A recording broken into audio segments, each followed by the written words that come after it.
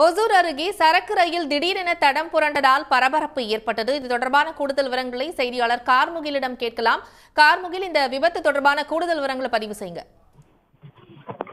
ஒசூரில் சரக்கு வாகன ரயில் புதியதாக போடப்பட்ட ரயில்வே பாதையில் தான் இந்த சரக்கு ரயிலானது தடம் புரண்டது. இதனால் அந்த பகுதியில் பரபரப்பு காணப்படுகிறது. அதாவது பெங்களூர் பான்சுவாடி என்ற பகுதியிலிருந்து சேலம் நோக்கி காலியாக சென்ற பெட்ரோல் டேங்கர் சரக்கு ரயில் தான் நண்பகலில் ஒசூர் அருகே வரும்போது ஒசூரில் புதிதாக போடப்பட்ட ரயில்வே பாதையில் சென்ற போதுதான் இந்த திடீரென இந்த பாதையை விட்டு புரண்டதால் அப்பகுதியில் பரபரப்பு காணப்பட்டது. இந்த சரக்கு ரயிலில் 52 டேங்கர் எடுத்து சென்று கொண்டிருந்த போதுதான் 18 எண் கொண்ட அந்த சரக்கு டேங்கர் தான் தடம் புரண்டது.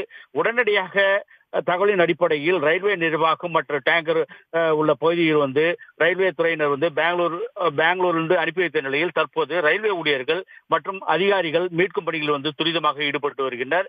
நாள் ஒன்றுக்கு சுமார் இந்த வழியாக, அதாவது ஒசூர் வழியாக 20க்கும் மேற்பட்ட ரயில்கள், அதாவது தமிழகம், கேரளா மற்றும் அண்டை மாநிலம் வரக்கூடிய ரயில்கள் ஒசூர் வழியாக சென்று கொண்டிருக்கிறது. அதே போல் அண்டை மாநிலம் வரக்கூடிய ரயில்களும் ஒசூர் வழியாக சென்று கொண்டிருக்கிறது. இதனால் ரயில்கள் செல்லக்கூடிய பயணிகள் ரயில் எவ்வித பாதிப்பும் ஏற்படவில்லை. அதே போல் பழைய ரயில் பாதையை ஒட்டி புதிதாக போடப்பட்ட இந்த ரயில்வே பாதையில் தான் இந்த சரக்கு ரயில் சென்று கொண்டிருப்பதுதான் தடம் புரண்டது என்பது குறிப்பிடத்தக்கது. சரக்கு ரயில் தடம் புரண்ட சம்பவம் இந்த பகுதியில் பெரும் பரபரப்பை காணப்படுகிறது.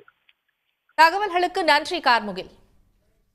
உடனுக்குடன் செய்திகளை தெரிந்து கொள்ள சன் நியூஸ் பெல் ஐகானை கிளிக் பண்ணுங்க.